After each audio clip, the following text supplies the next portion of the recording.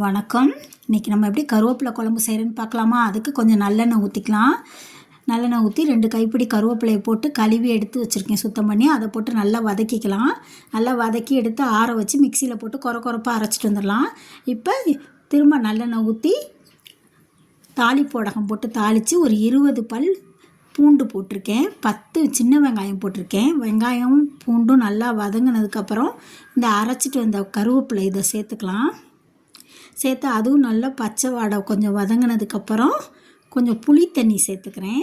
கொஞ்சமாக சேர்த்துக்கிட்டால் போதும். நம்ம தக்காளி வேறு 2 அரைச்சி சேர்க்க போகிறோம். தக்காளி 2 அரைச்சி சேர்த்துட்டு தேவையான அளவு உப்பு, மிளகாத்தூள், கொத்தமல்லி தூள் எல்லாம் போட்டு நல்லா கொதிக்க வச்சுக்கலாம். எண்ணெய் பிரிஞ்சு வர அளவுக்கு கொதிக்க வைக்கணும். அந்த மாதிரி கொதிக்க வச்சா இட்லி, தோசை, சப்பாத்தி எல்லாத்துக்குமே இதை தொட்டுக்கலாம்.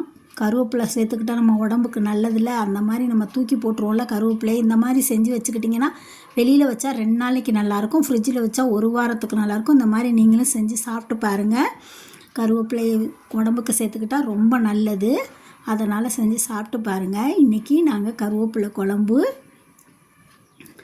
பீட்ரூட் பொரியல், ரசம், தயிர், மாவோடு சேர்த்துருக்கேன். எங்கள் சேனல் பிடிச்சிருந்தா லைக் பண்ணுங்கள், ஷேர் பண்ணுங்கள், சப்ஸ்கிரைப் பண்ணுங்கள். தேங்க்ஸ் ஃபார் வாட்சிங்.